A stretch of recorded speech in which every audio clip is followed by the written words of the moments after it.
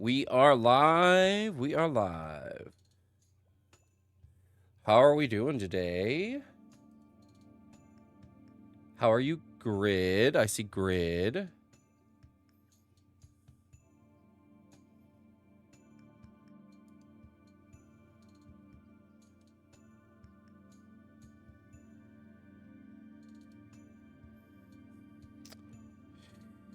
I have lots of stuff happening all at the same time.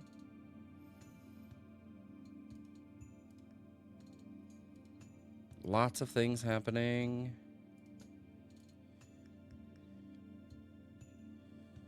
Let's see.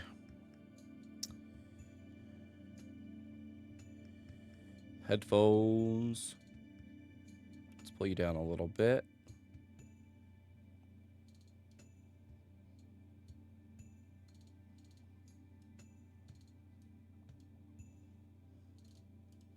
All right. Let's see. 6 days ago, Jemima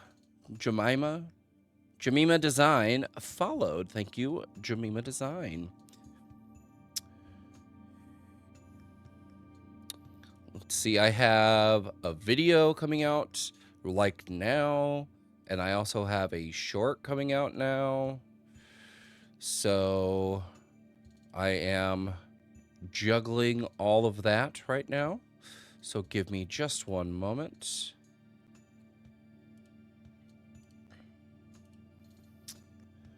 But we're going to play some Minecraft today, which I am excited about.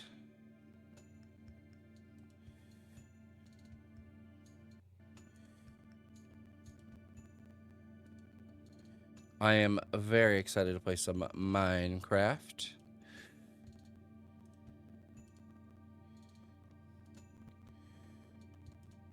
All right.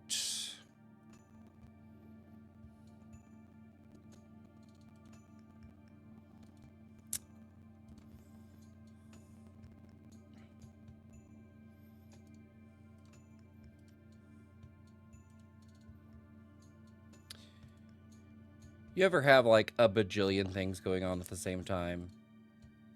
That's me right now, in this moment.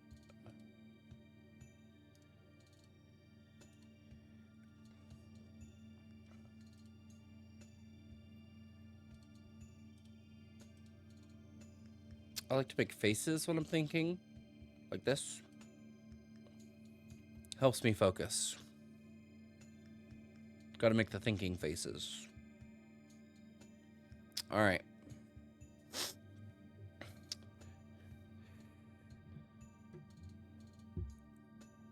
I just had myself some leftover, it's garlic chicken pasta.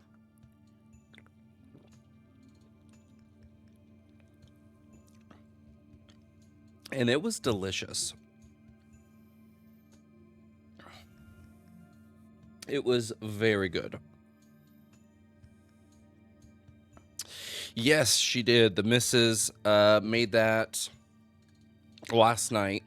So we had that last night for dinner.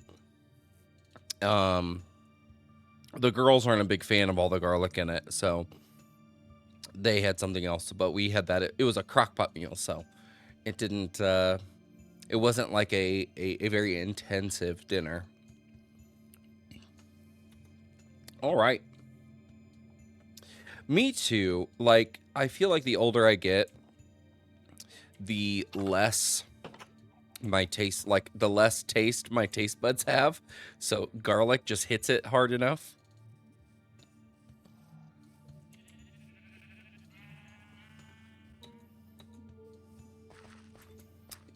Yeah, ours is about the same. Like, if we have something that is not something that they are willing to try, or something that they've tried and just don't like, we'll usually make them something else.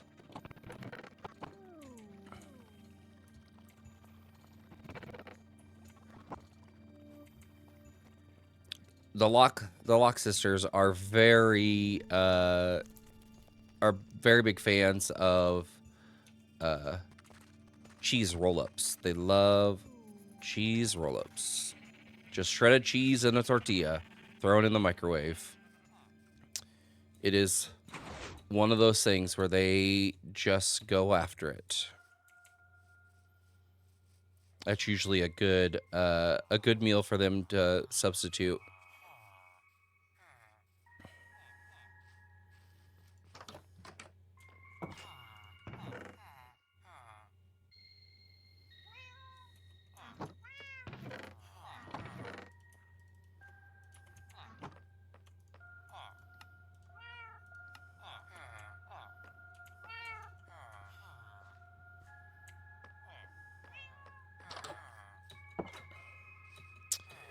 We're going to do a couple of things, I think, today. Going to do more work in the cemetery. Probably go in the nether some more. We may move a couple of villagers. Because I think we have some empty spots in our other trading house.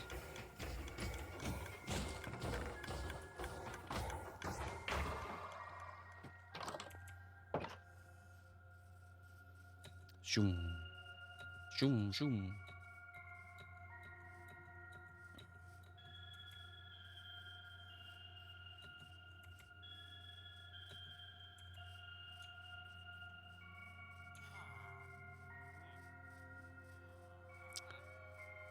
So I am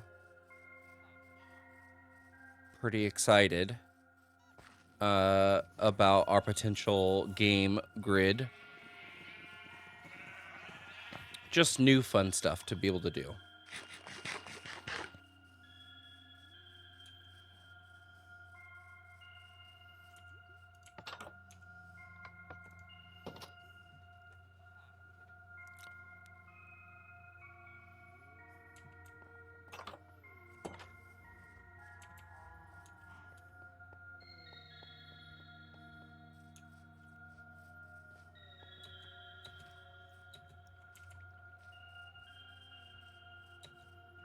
So I'm not going to lie, I am totally listening to an audiobook while I'm streaming, and it is delightful.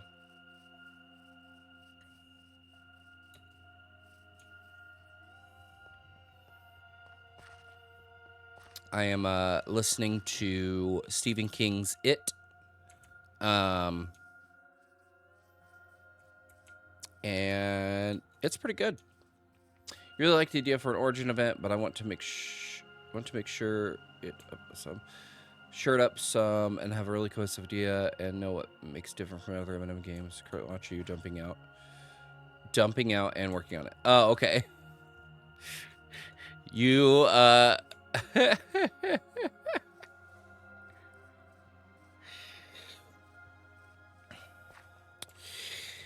it could totally like be something like meteor shower or you know, a meteorite hits the earth, you know, a la Meteor Man, or some sort of science-y facility blows up. Listen to several lately. Listen to I'm Glad My Mom Died, then Paddle Your Own Canoe, and then Scrappy Little Buddy, then Osaka. Oh yeah. I want to read I'm Glad My Mom Died, because it's like her story is so interesting. Yeah, Meteor Man is so good. It is so good.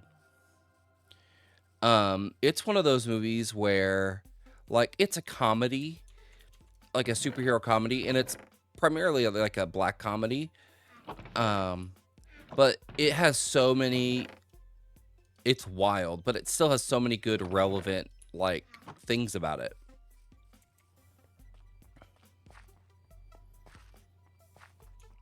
So this is our cemetery so far.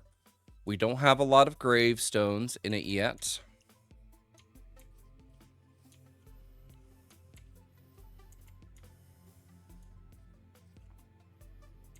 All right, let's make some more gravestones.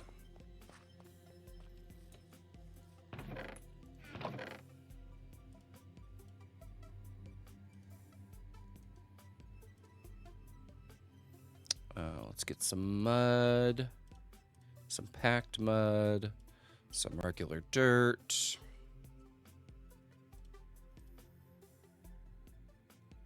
Some stone. You know the person who plays Serena and Chronicle? Yes. She read Mom Died when I listened to it, and she said the reading experience was immersive. She's on a physical copy. Oh, okay.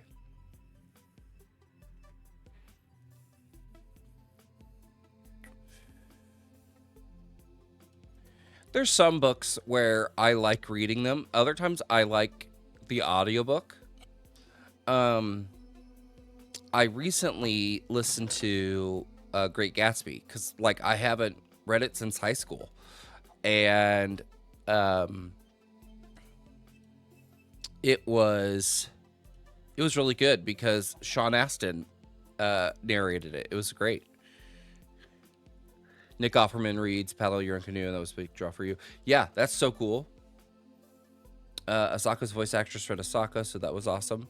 Yeah, like there are certain things where the audiobook can be really, really awesome. I've been listening to a lot of Neil Gaiman's audiobooks, and he reads them.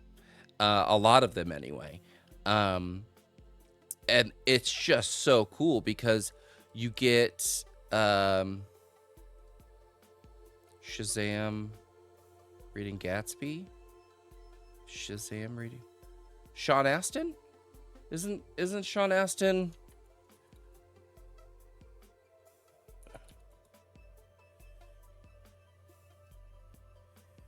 Oh, the audio starts great. If you haven't hit that one yet, I did. So the movie is not very close to the book at all for Stardust, and the book is not like. Oh, okay. I get what you mean. Yes. Okay. Sean Astin voices Shazam and Justice League War. Yeah. But Neil Gaiman reads a lot of his stuff, and he read, or I listened to a version where he read, where he read Stardust, and there was an interview at the end of it where he talked about how in reading it, he noticed mistakes he had made, like where the old lady was sharpening her obsidian blade using like sharpening stones. And when he was reading it back, like in the booth, that's when he realized, he goes, you don't sharpen obsidian blades that way, like with whetstones. He goes, that would break the obsidian blade because obsidian blades are too brittle. And he's like, that's a big mistake I made as the author. He's like, I can't change it now, but like if I do another edition, that may go in as a fix. Like there were things that changed from when it was just the written work versus it being a like comic. And because the artist was like, I don't want to draw a badger in a top hat and full clothes, so he had to rewrite based on what the artist drew to change it. So like even when it was made with pictures, he had to rewrite some of the text. But yeah, the interview talks about that stuff. But Neil Gaiman likes the movie more. I bet like the movie makes it okay. This is a hot take. The movie makes it more coherent. Like the story in the book is very much like a very loose fairy tale. Like there's not a lot of structure. The sense of time and scale is so inconsistent. Like there'll be times where it's like Neil will go in and meticulously go through each day after day of all these details, and then in the next couple of chapters we just start skipping weeks and skipping years. Like, he's just trying to rush through the story. Like, the last couple chapters, they just kind of skip over everything. Yes, it is the movie is definitely more cohesive. Yeah, and Charlie Cox and Henry Cavill. Yeah, the names alone, like the actors alone, make that movie very watchable. Very watchable.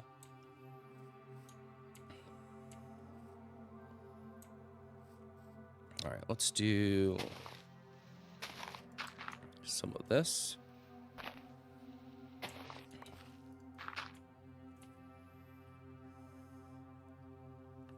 I'll have to go back and I need to rewatch it because I think I've only watched it like once. Because it's not like my most favorite thing. It's fine. It's just not my most favorite thing.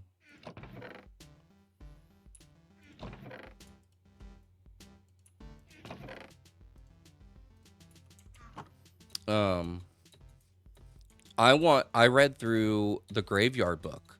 He reads the Graveyard Book, and oh my gosh, the Graveyard Book, why is that not a movie? That could totally be a movie. I brought it when a movie group did, based on a book to annoy the deputy. Yeah. I think that may have been my first watching. But, like, we, you know, like most of the movies on movie day, we didn't really watch it. We kind of talked through all the movies, whether about the movie or not.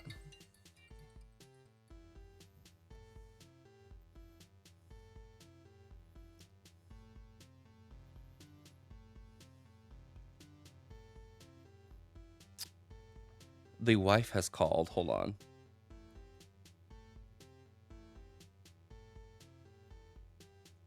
I'll just text her.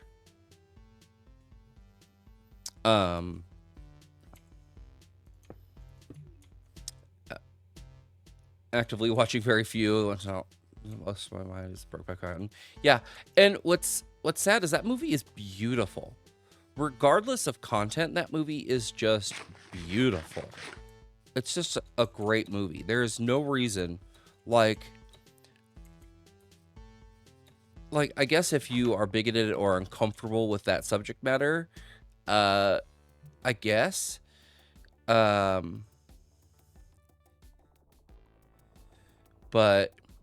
it's just a beautiful movie. Like, the struggle of their love, their whole love story it was so well done, and it's unimaginably sad. It's yeah, it's like, it's a movie where you are almost guaranteed to cry. There is a movie Ellie watched where she cried and she couldn't take it. Like, she's like, I want to be done watching it. And I was like, that's fine. You can be done watching it.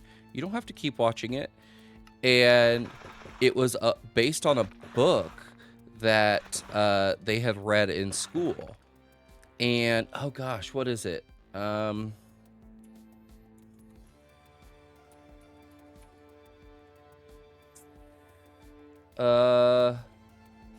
A Dog's Tale. And it's like based on a true story. And it's a movie, it's got Richard Gere in it. They westernized it. But yeah, Ellie read the book at school because they read it as a class, and they have a movie of it. And Ellie watched it, and I was just sitting here playing on my computer, and she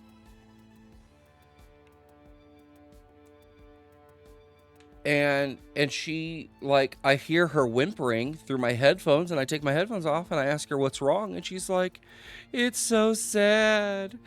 And I'm like, oh, I'm sorry, sweetie. Do you want to keep watching? And she goes, no. And I was like, okay, you don't have to keep watching. It was just so sweet. Like, she is such a softie. Elle cried during the first episode of Demon Slayer, then called to tell me. That's honestly adorable.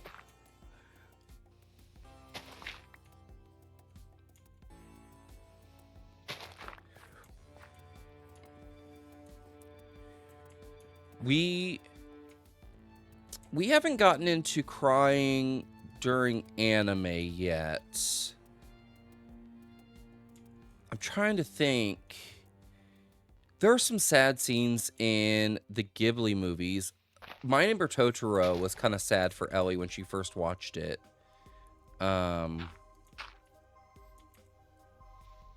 Because the little sister goes missing and they find a shoe that they think could be hers. And so everyone's just like thinking the worst thing imaginable.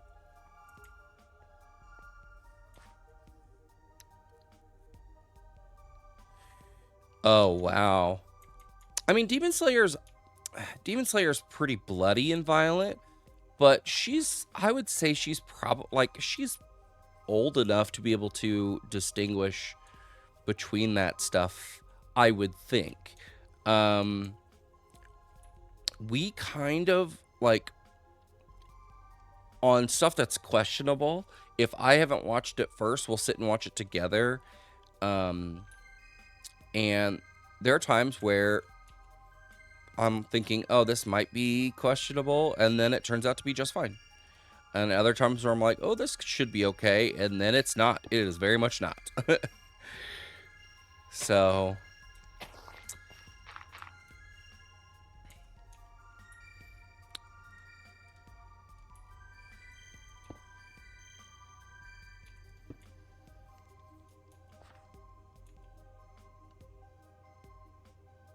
oh yeah, Multiverse of Madness is, you can definitely tell Raimi had fun on that one. It's got a lot of Raimi-isms, good or bad. But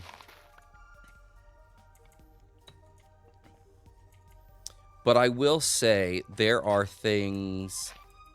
a lot of things about Multiverse of Madness that I just wasn't a fan of.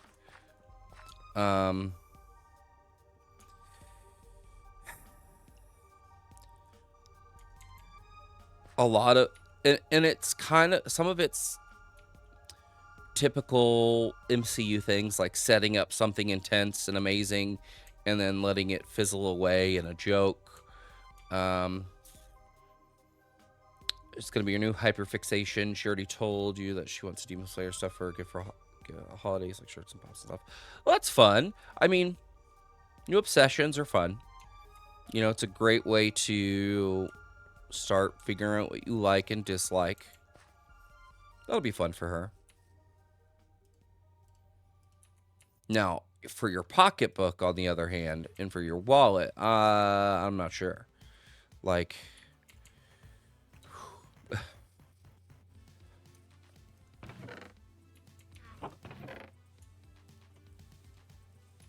I need some stairs. I need some stairs. Love seeing him get really into stuff. He's currently into history and RTS games. That's fun.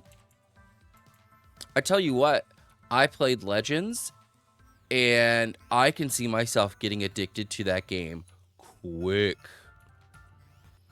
I was very much just wanting to keep playing when I played it the other day, when I streamed it. Oh man, I could tell that it is going to be a tough time not just constantly streaming that game. Like, I could just stream it like a bunch, but I also like to stream other games, but I could definitely tell that could be a game that is dangerous for my focus. And I've heard the campaign is short, which could be a good thing.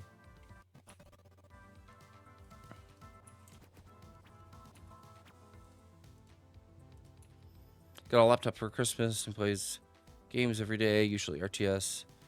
Then he'll go online or go to the library and find information about that stuff. That's fun. Gives him a fun little hobby.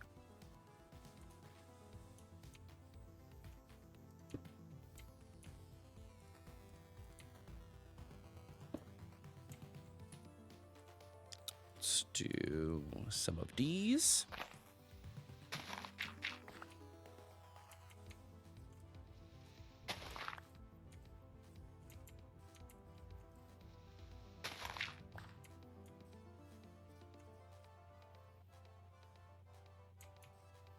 What did I do for those other ones? Yeah, let's do one of those. Let's do this.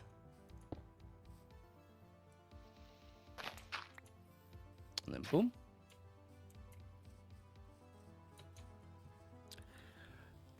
They added Sasha Cale to Supergirl to the Injustice mobile game. Oh, that's fun. Now, is it Kaye or Kale? Because it isn't. I feel like it's Kaye. How do you say her name? How to pronounce Sasha Kaye? Oh, Sasha Kaye.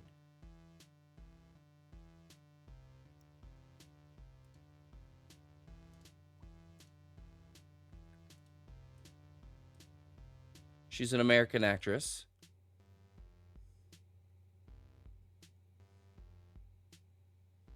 Ah, it's a Spanish pronunciation.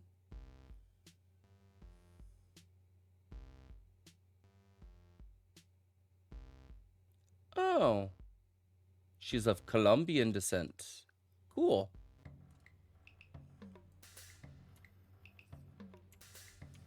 It looks like,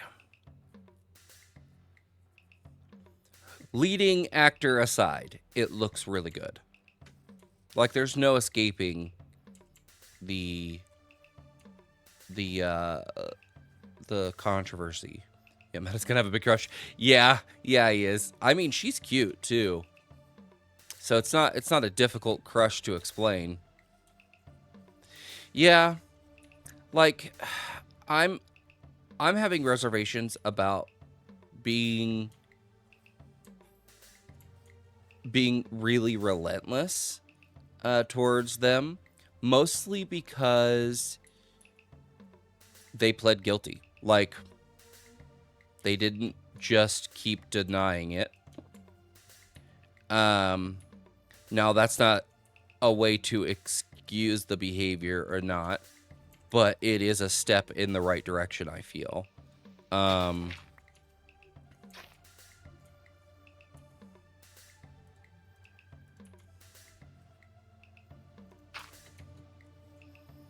But I feel like it isn't.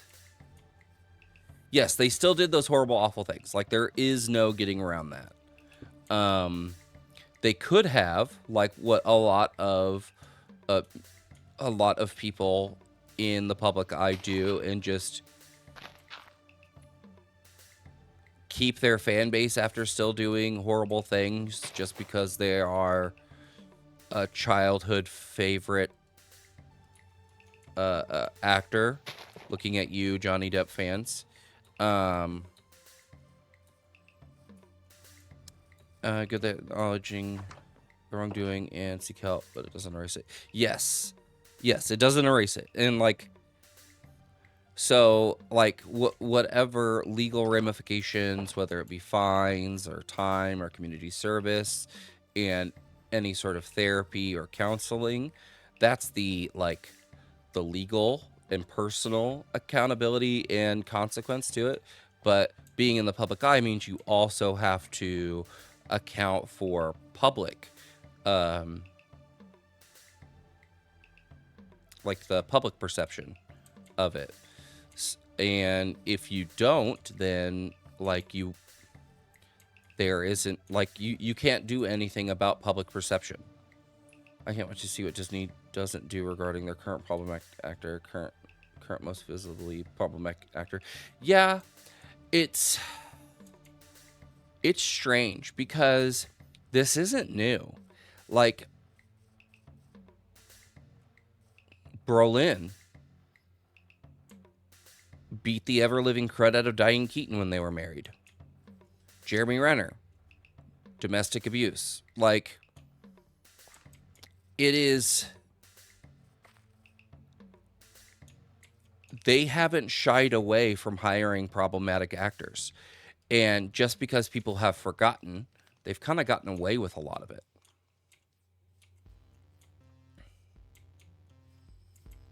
Like, it's not to say that it's their fault that those people did those things, but I think it is their responsibility for allowing those people to continue to garner such a devout following, to an extent that there are people who go out of their way to defend those actors and actresses.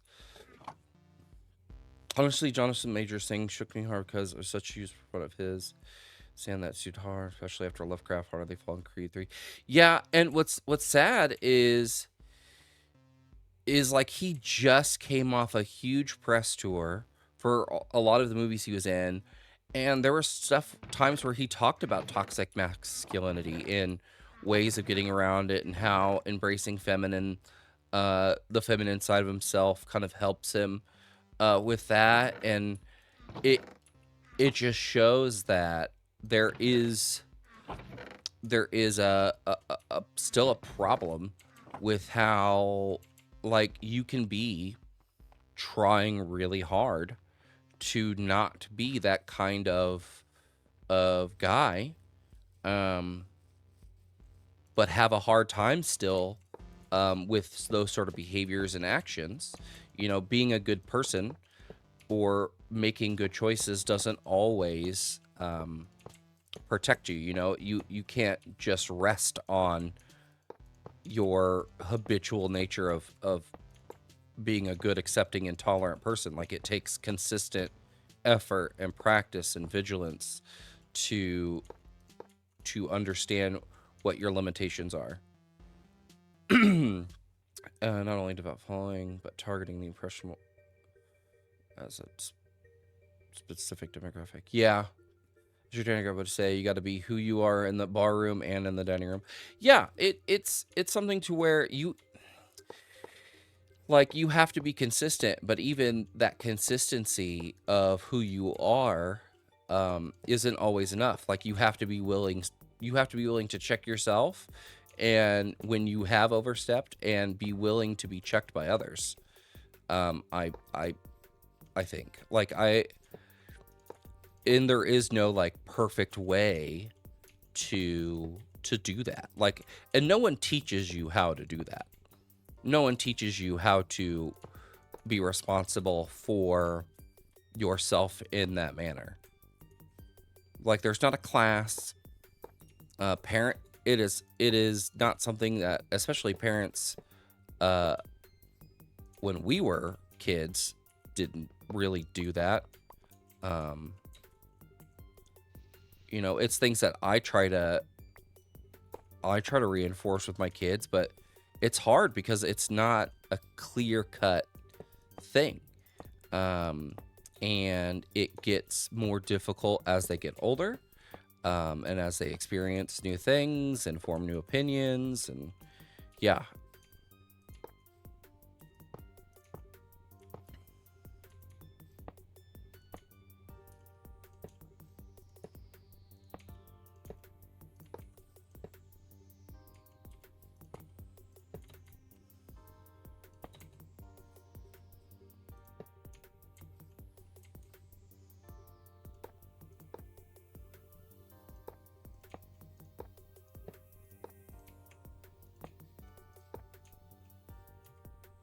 Have you seen the thing where people are trying to get after Jason Momoa for not being in the gym because he's got kind of a dad bod going on? And it's he says he's I don't touch the weight room unless I'm getting paid.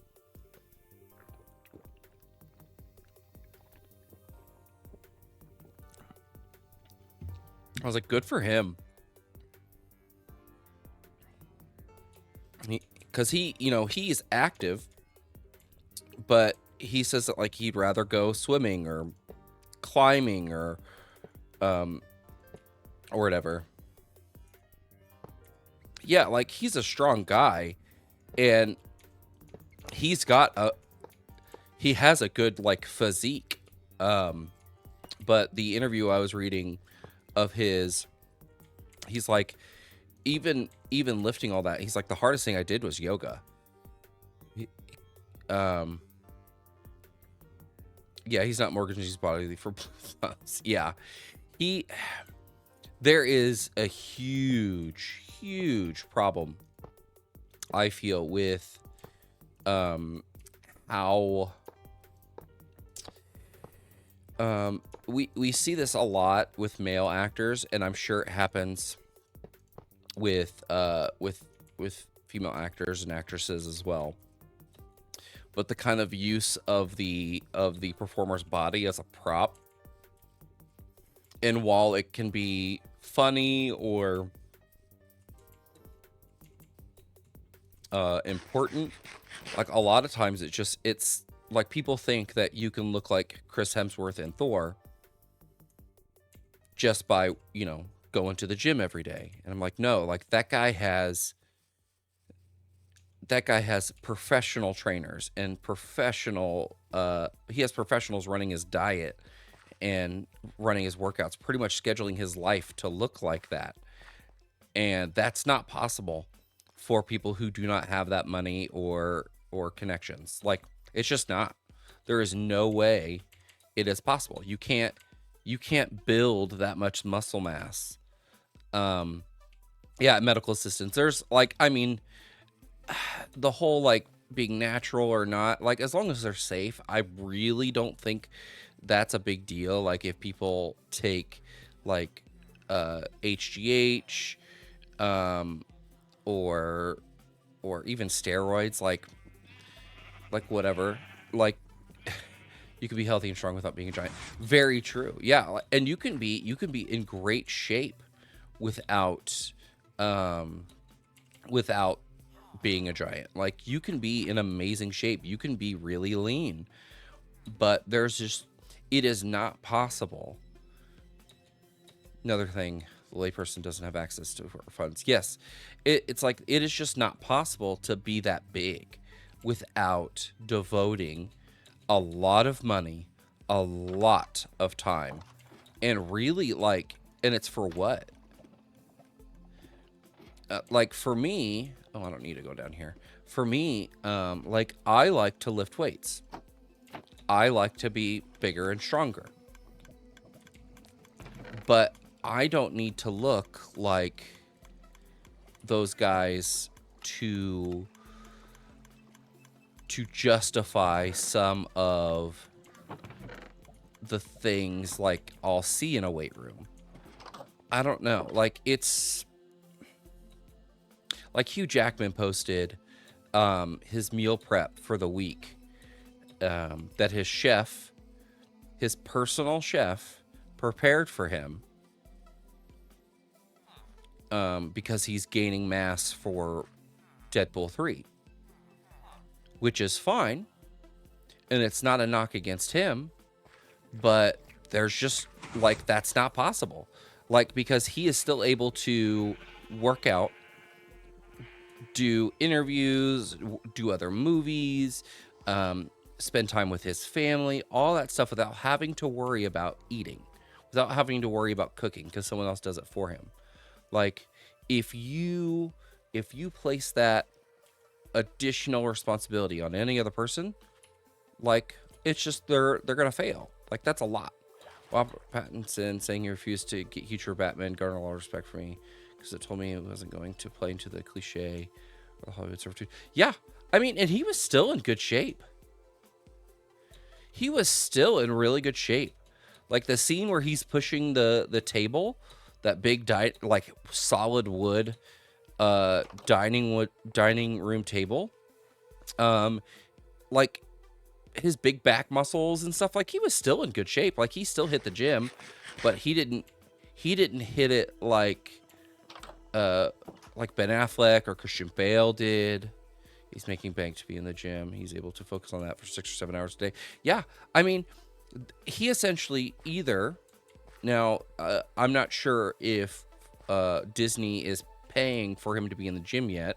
A lot of times studios will pay for you to pay for your trainers and your gym time, because a lot of times they have private gym time, or they go to a gym that is pretty much like an exclusive like membership gym where they have, you know, better equipment, or it's just like a VIP gym.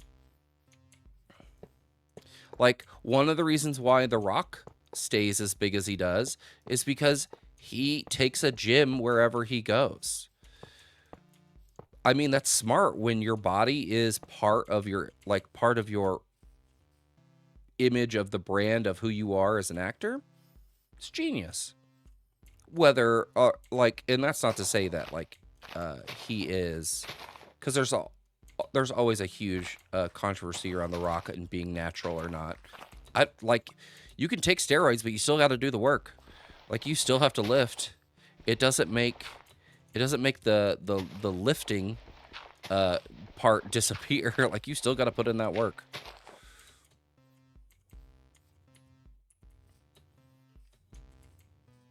But yeah, it reinforces like this really weird expectation of like dudes having to be jacked and ginormous to feel like they are physically fit. So you should controversy on being a possible tool. Yeah, I mean, again, I don't want to lean too hard into that, just because aren't a lot of celebrities kind of like that? Like, I feel like we pick on The Rock because he is a really nice guy in interviews, and so it seems like a big surprise when he's also kind of a D-bag. But I'm like, aren't most people in Hollywood not very nice to be around and not nice to work with? Like, I feel like unfortunately, that is the expectation. And it doesn't excuse him from being a D-bag, but to me, it doesn't make him better or worse than other people who aren't always talked about and stuff. Like,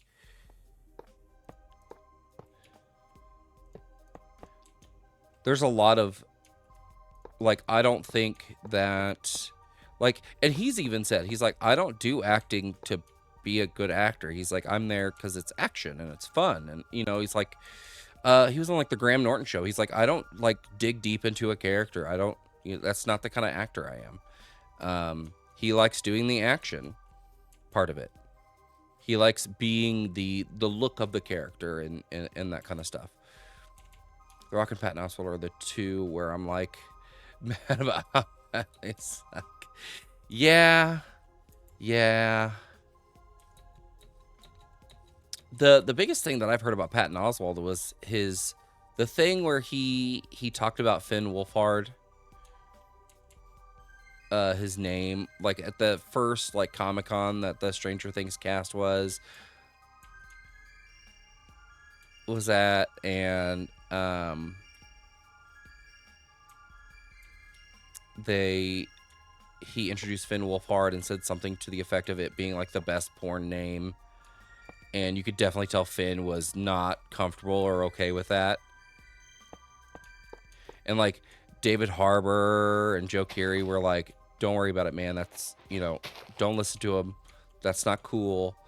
And they called out Patton for saying it. And I think he ended up apologizing later on.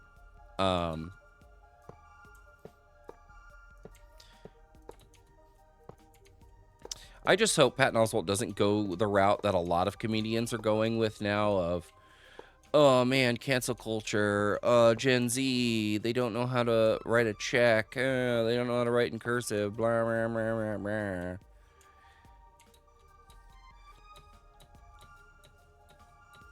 It's like my least favorite. Well, because because I remember watching the video of when it happened, and David Harbour looked right at Finn to look at his reaction, because he's like, what do I need to do? Like, to me as a dad, that was, I need to check the victim. Make sure that they are there. You like to ask old people what the benefit of writing cursive is. Nobody ever has a good answer. Oh, my favorite thing is I like to tell them about how their generation is what made cursive go obsolete, and expose its flaws. And well, it teaches discipline more than coding, more than keyboarding, more than any other thing. Yeah, but I like to do that because so when immigrants started coming over, and in the early 19th century, they would write their names in cursive in all the logbooks. Well, when they started to digitize that, it was the boomer generation that was the first generation to start to put that data into a computer to make like spreadsheets, to make it so it isn't just in a logbook that can rot or be burnt or things like that. So they started to digitize it. And it was that generation who couldn't read that cursive. So it's their generation who pretty much highlighted the fact that cursive, like writing cursive, is great. It's a beautiful thing. It's an art form, like calligraphy. But it's also really hard to read because it's like a personality. Everyone has their own kind of twist on it, and it makes it really hard to read. Also, one's handing out participation trophies. But they're mad about that. Yeah, like I don't like to bring up the participation trophy thing because, like, to me that's like easy. It's like low hanging fruit because it's the yes, we are the generation who got participation trophies, but we didn't make them. We didn't ask for them. We were handed them because your parents never told you that they loved you. And so you feel like you had to do that for us so we would know that you loved us.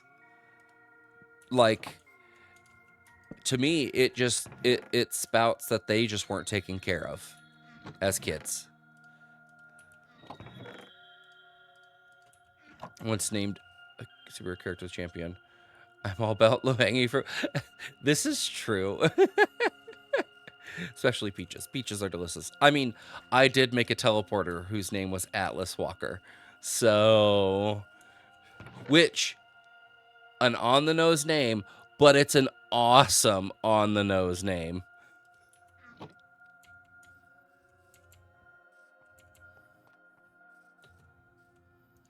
Yeah, it is it is a cheesy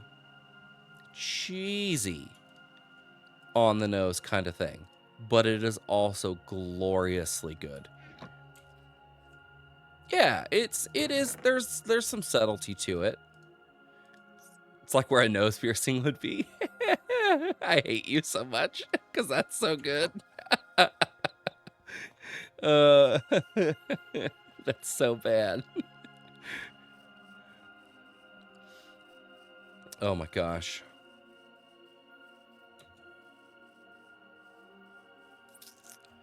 All right, let's do the border. The border. Named a teleporter warp, then gave him his own pocket dimension layer called the warp zone. Nice. I still think the best dimension thing that we came up with was the Umbriality. That to me was so good because it, like you said, Umbra, and I was like, how about Umbriality? It was such a good. It was such a fun way to like, it works so well.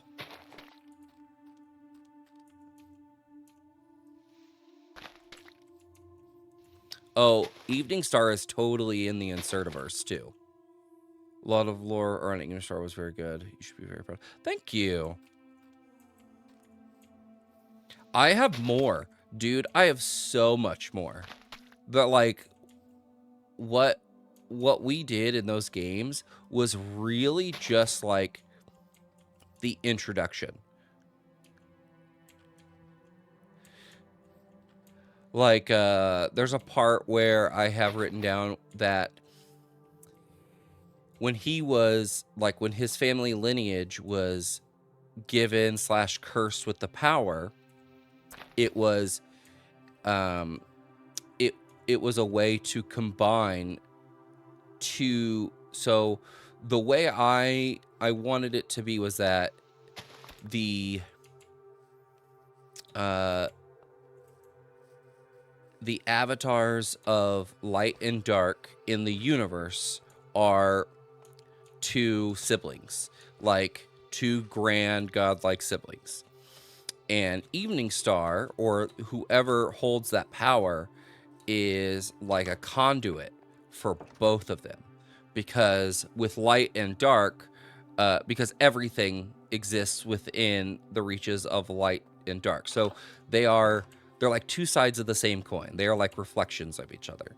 So their powers are connected. So that's the reason why the person in the cursed lineage can become a conduit for the power. And so eventually what I wanted it to be was that Jason could communicate with past like his ancestors, because when you die, you don't go to an afterlife. Like when you die as one of this cursed lineage, you don't go to an afterlife. You go to where these avatars of light and dark are, and that's where your consciousness lives forever, because you're tied together. You did something similar in Chronicle with darkness and light as metaphors for good and evil. They're siblings. Yeah, like, so I didn't want to do the goodness and evil thing. I wanted to go more with like all creation exists within the bounds of darkness and light. So more, it's more of a metaphor of even in darkness there's life, even in light there's life. Like evil can exist in both, goodness can exist in both. And like you could talk about different animals and creatures and stuff that that do certain things in both light and dark and have different kinds of patterns and habits and stuff. But Jason would be able to meet and talk with and converse with different conduits, like, of that power, which I think would be really cool. Like, some of them are really friendly, some of them are not. Some of them are kind of catatonic because of they are even essentially being there for eternity has kind of left their consciousness kind of rotted away, and so they're just more of like a floating husk of a quote unquote soul of themselves or something. They don't have access to the power anymore. They just reside there forever. But the ones who can communicate and do communicate to Jason would offer advice. They would be more like how Jason would learn more about his powers, more about the history of his powers, where they came from. There would be like different types of things that he would have to uncover to find out, different truths. It would be, there was so much stuff I had for him.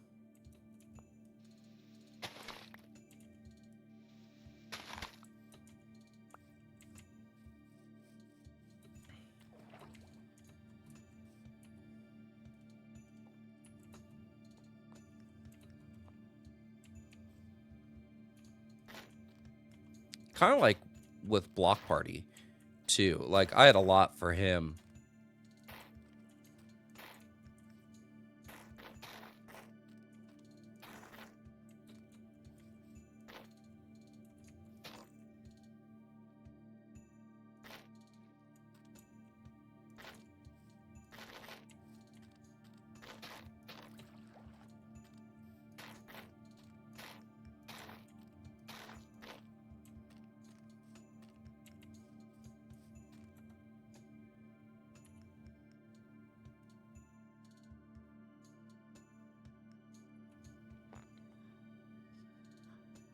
Oh, yeah. See ya, bud. Tell Kirsten I said hey. Or tell boss I said hey. Sorry.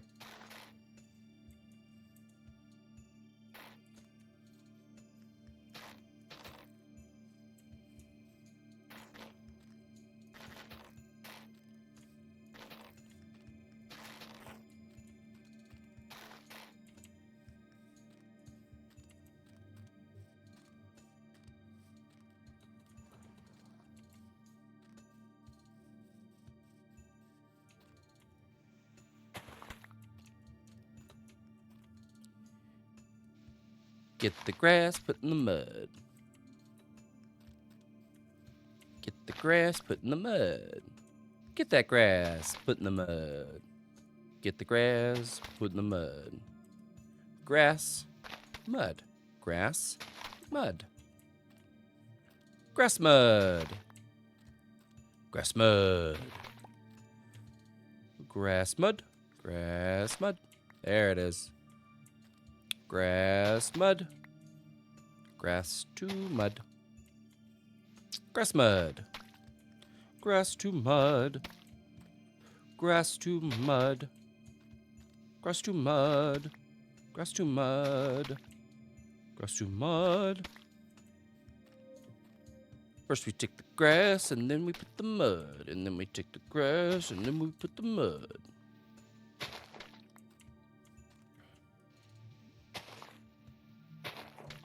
Grass, grass, mud, mud.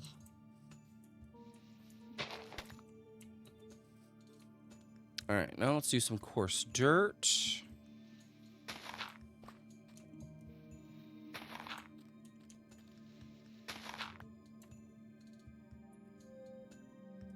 I've been playing so much Valheim lately that I keep hitting tab to see my inventory.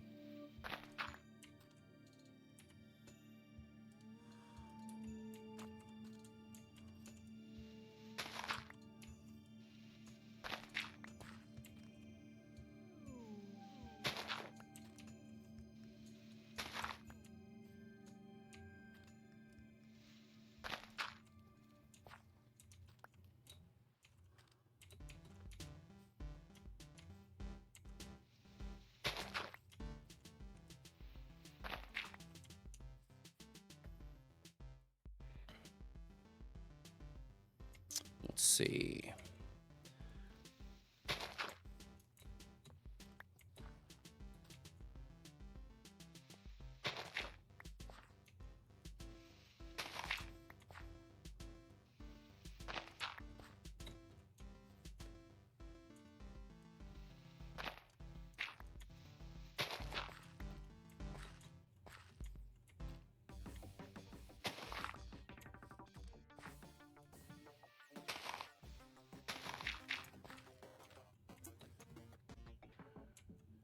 Let's see. Now let's put you there.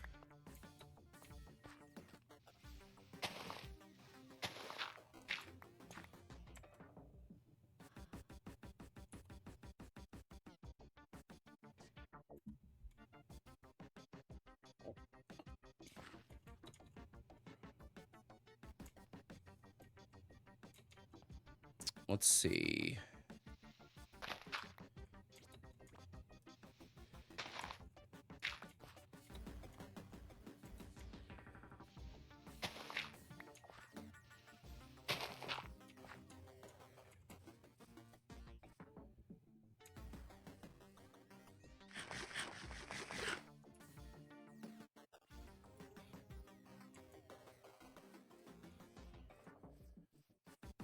Get some packed mud in here now.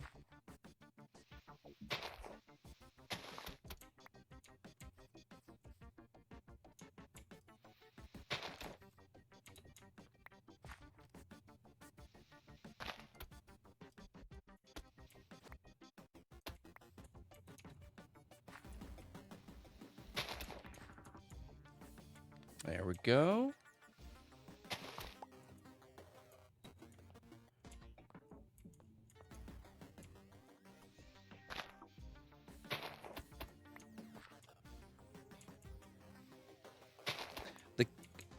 The hardest thing I have about doing stuff like this, like making the kind of more organic look to it, is not to add too much. You know, if you feel like it's too much, you've probably already gone over the edge. Like, you probably need to go back a little bit. Like, getting to the point where it's almost there is probably the limit.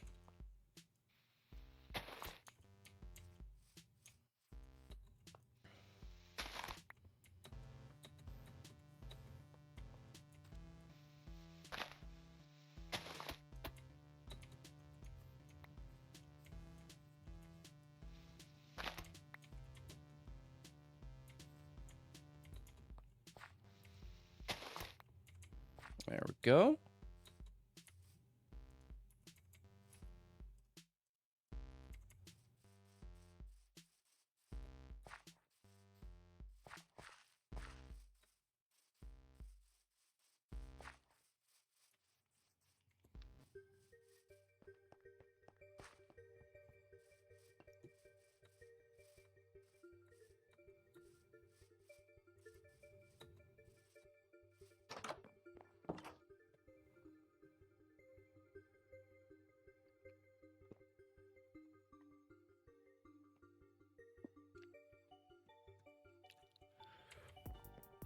I like this little caretaker or undertaker hut. It ended up pretty cute.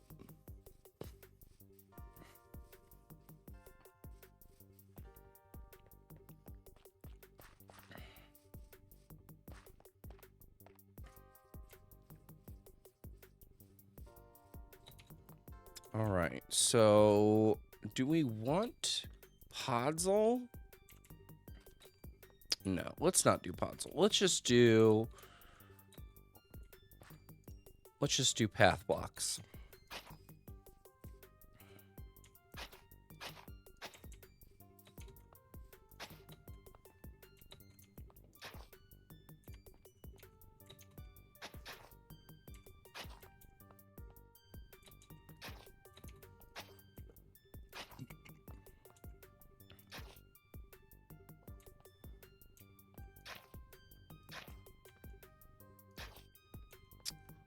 Put a little path there.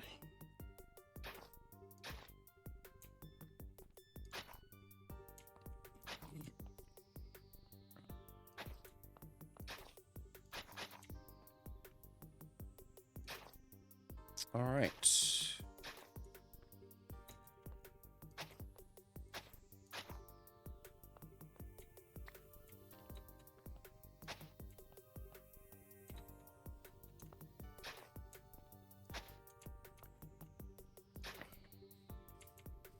There we go. I think that looks good for now. Let's see. About halfway through the stream, let's do some nether digging.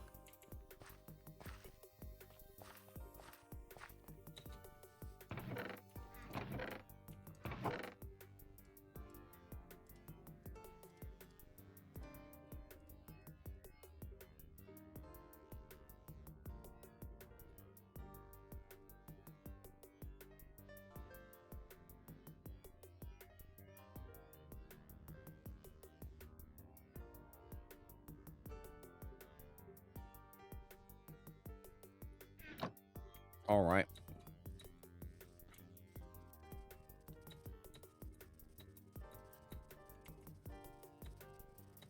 Let's check some things.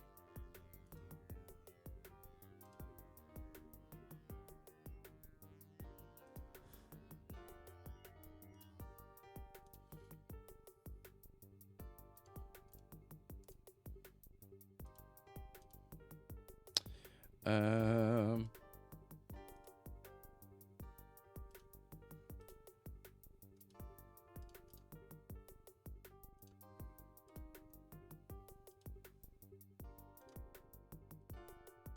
um,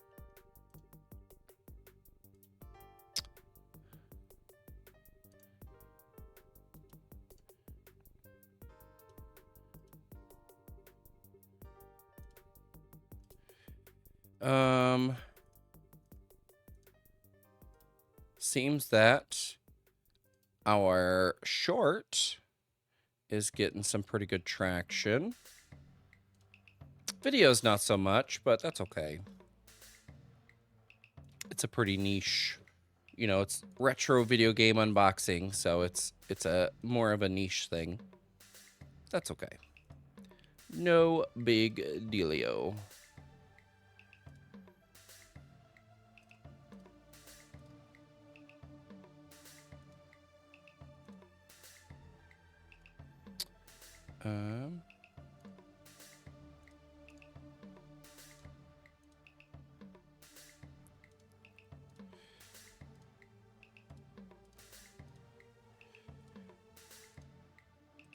And then let me look at this. Let me look at analytics real quick. Okay.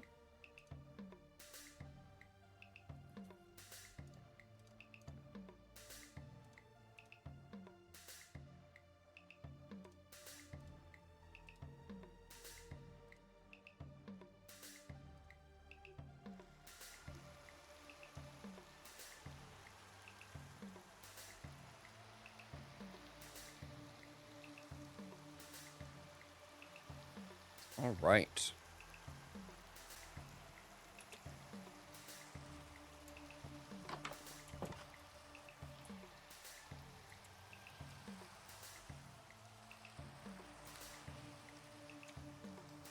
All right, let's go swap into our gold.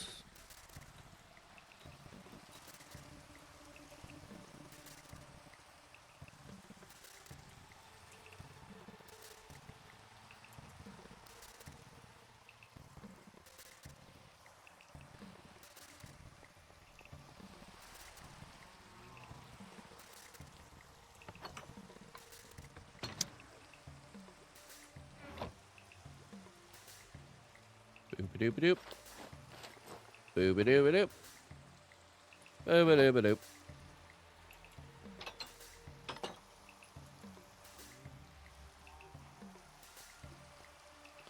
To the nether.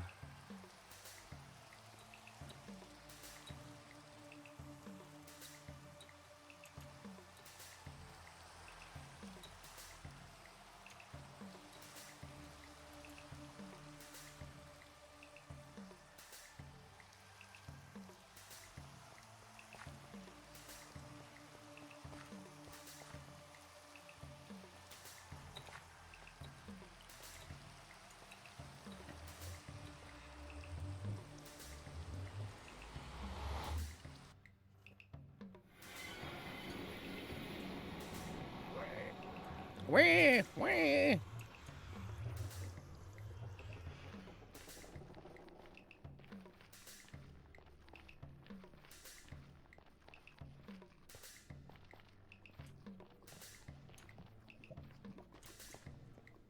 Ooh, we need a door. We need a door.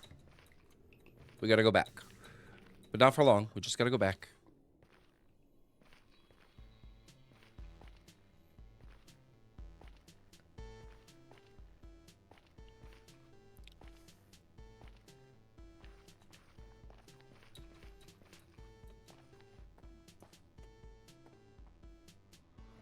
I feel like you have to jump with your character.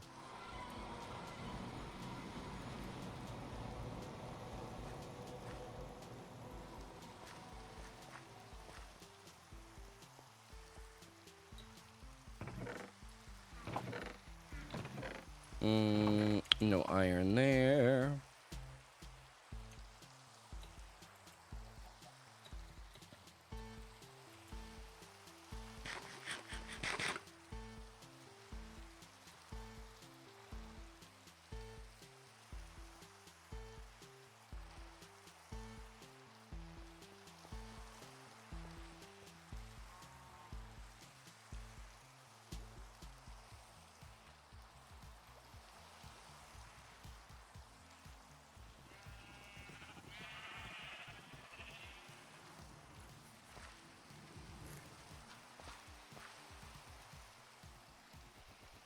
We need iron.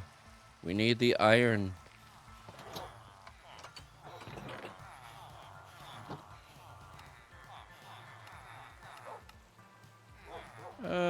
That's it. That's all we need.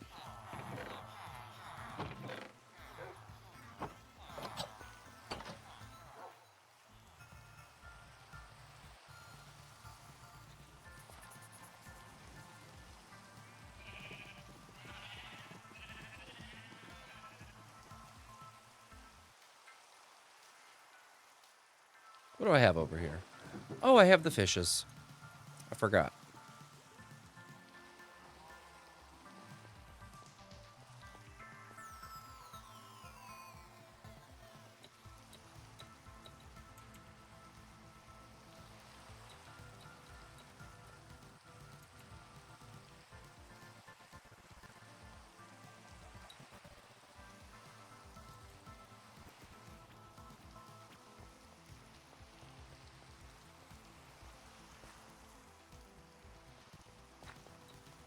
I need to put some slabs or some stair blocks in there, substitute those things out.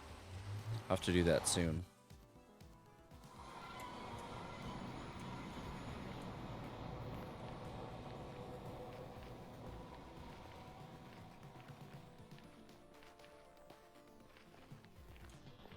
We need buttons.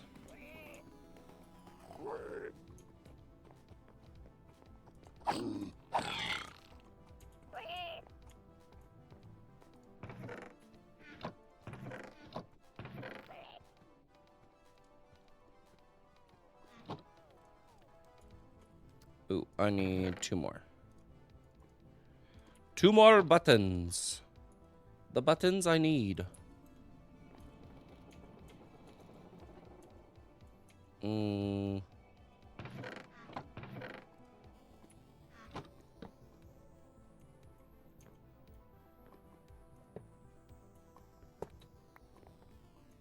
Let's do this.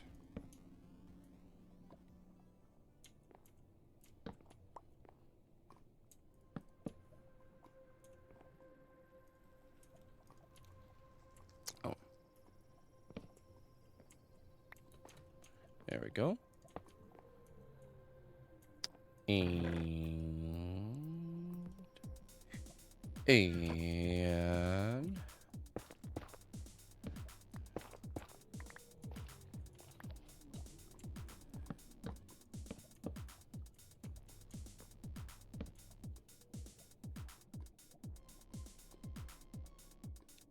let's do this.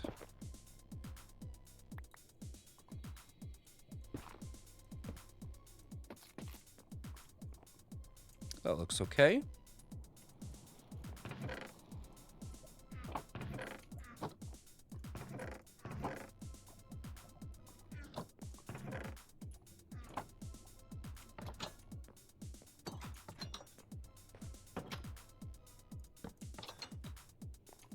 There we go.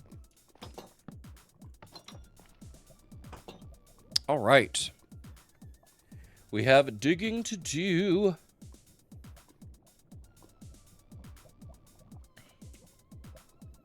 We have our silk touches out. Okay.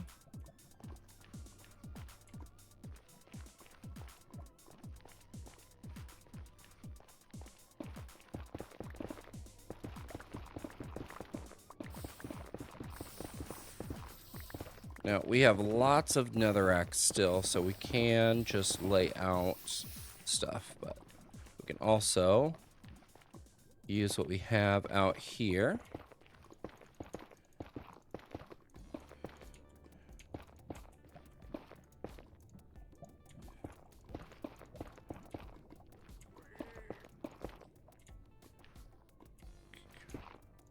As long as we don't open up a chest while they're here, we should be good for now. I'll take care of them in a little bit.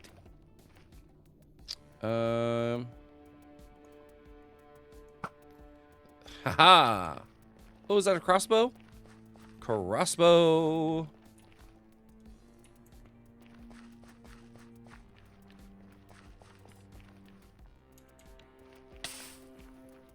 Oops.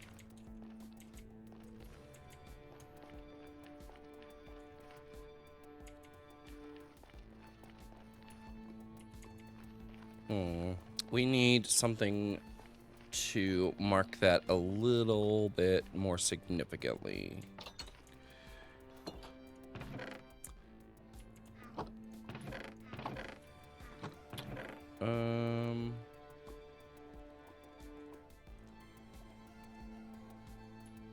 That should be okay.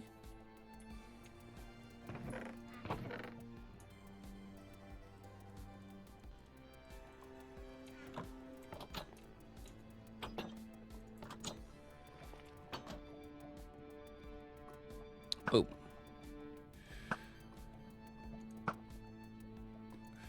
These one-hit kills are amazing.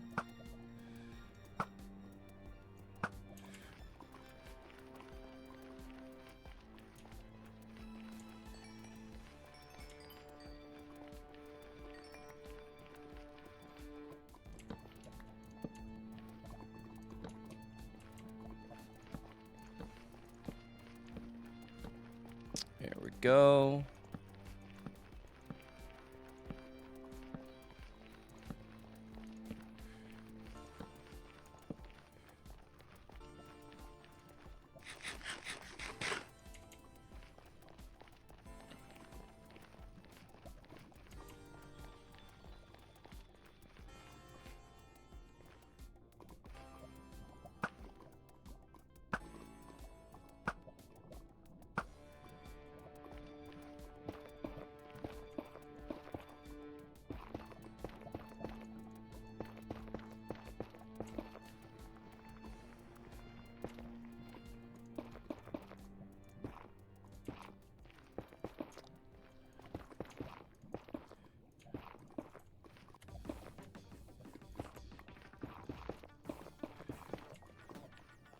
Hmm.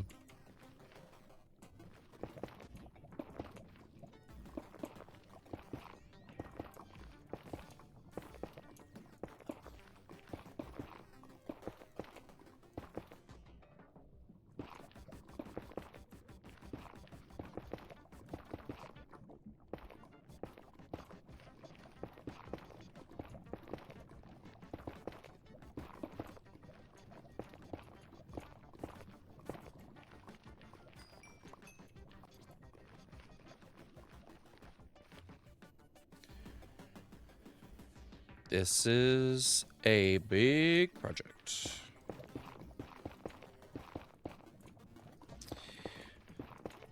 Netherrack, placing netherrack.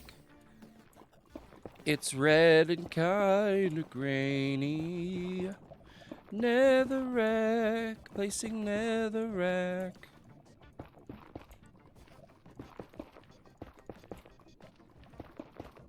Something, something brainy.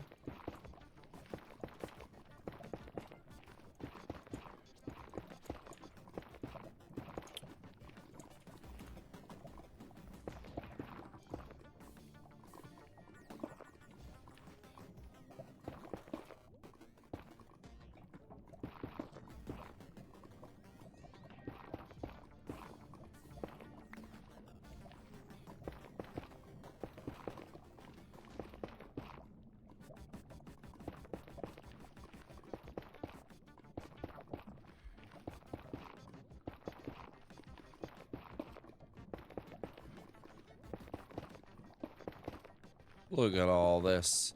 Look at all these chickens. Look at all this netherrack.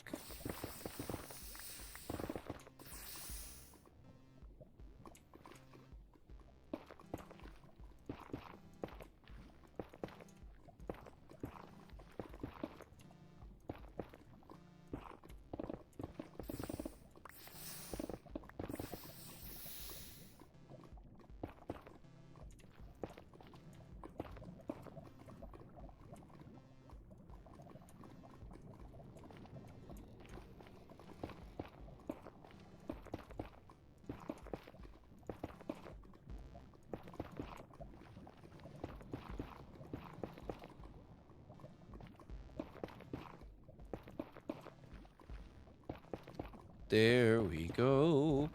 There we go. There we go.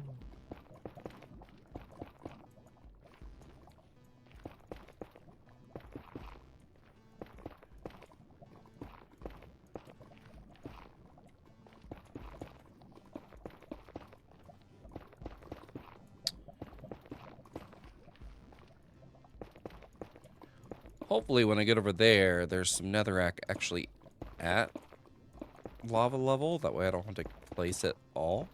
But it shouldn't be too bad. We lucked out with our hub not being where gas can spawn easily. So that'll be nice. Not in that biome, anyway. So...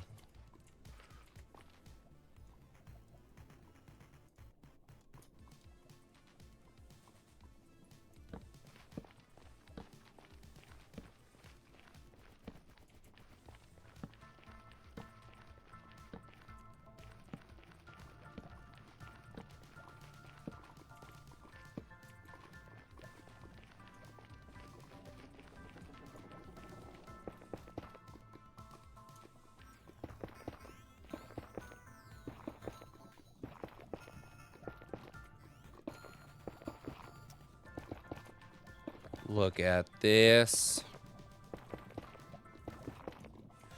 So much netherrack.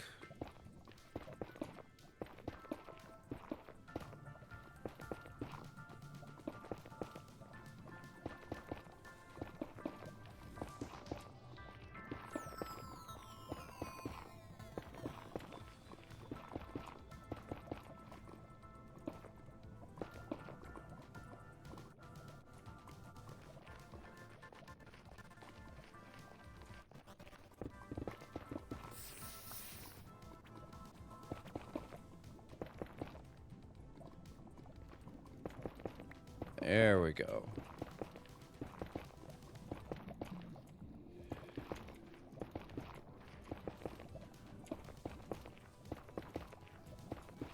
Do you ever start to place blocks and you just go in that kind of mindless, like tunnel vision almost, where you just stop thinking, you barely breathing, you're just like,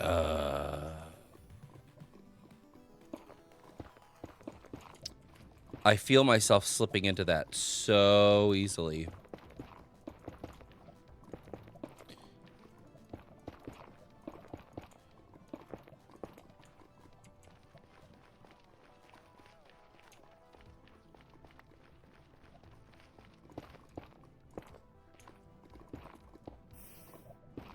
There we go.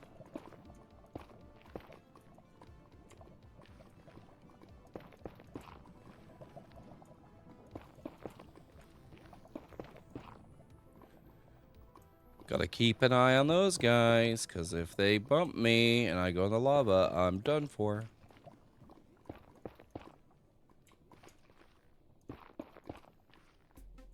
Come on. Let's just get rid of these guys. Boom. Boom. Boom. There.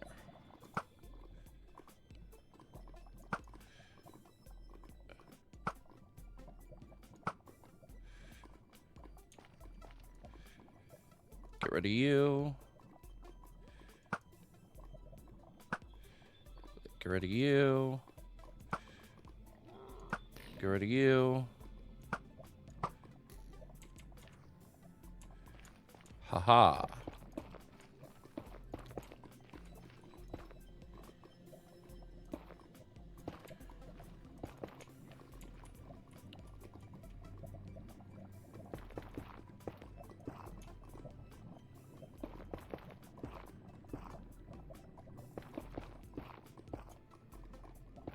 Let's go in this direction for a little bit.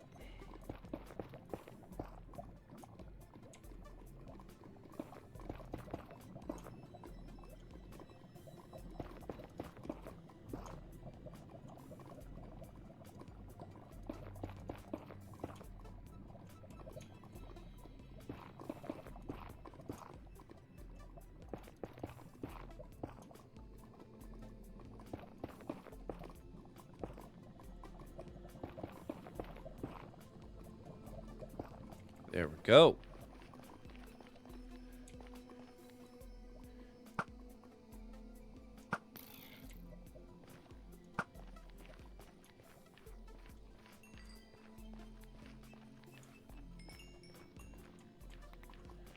Okay. Boom. Boom. Boom. Boom. Boom. Boom. Boom.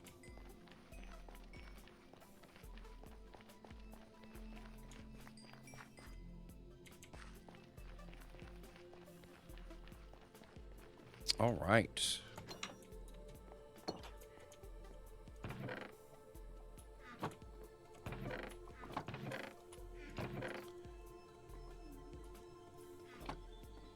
All right, we are gonna hop on out of here.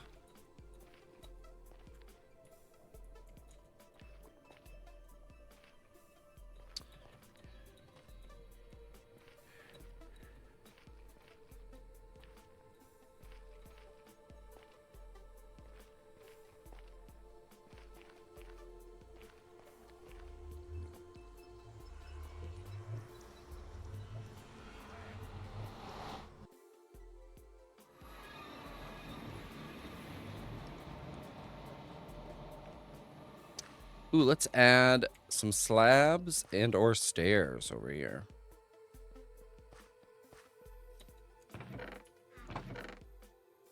Cobbled, regular.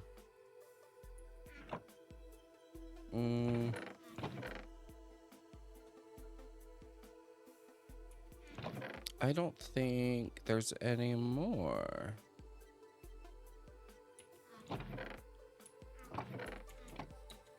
Let's try up here.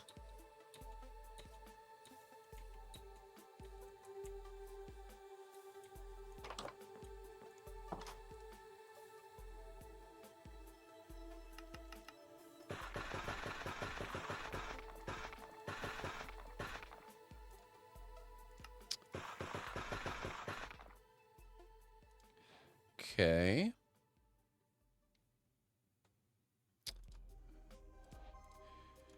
And none of those. None of those.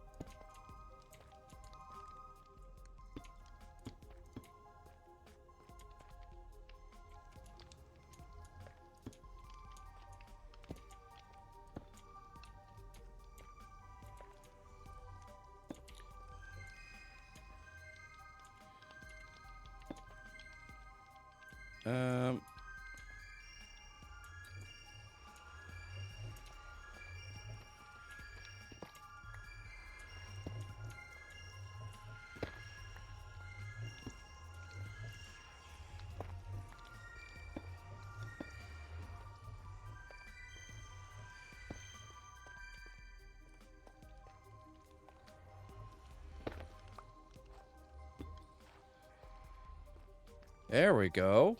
That looks much better.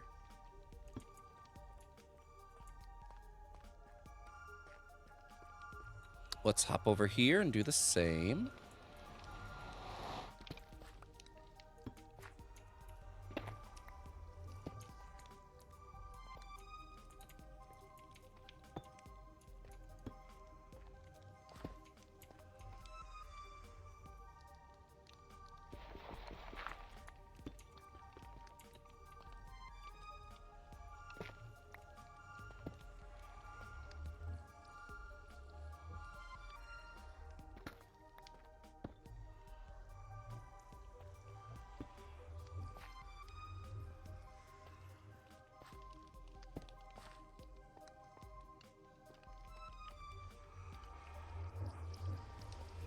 There we go. That looks much better and works a lot better too. All right, let's throw all this in there. And nope. There we go.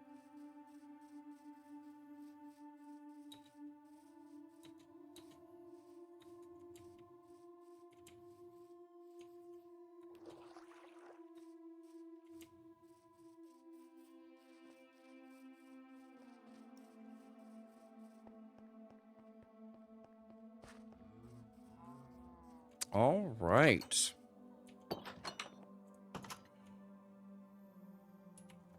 Well, I think that's going to do it for us today. Thanks, Grid, for hanging out and talking with us today. Let's see.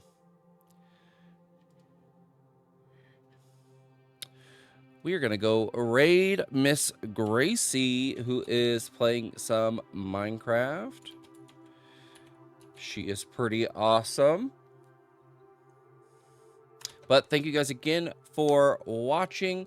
Check me out on all my other socials, all at mMrRetro. That's mMrRetro. That's 2 M's, 2 R's, ETRO. Go ahead and check out Gracie. Hit that raid button. Bye.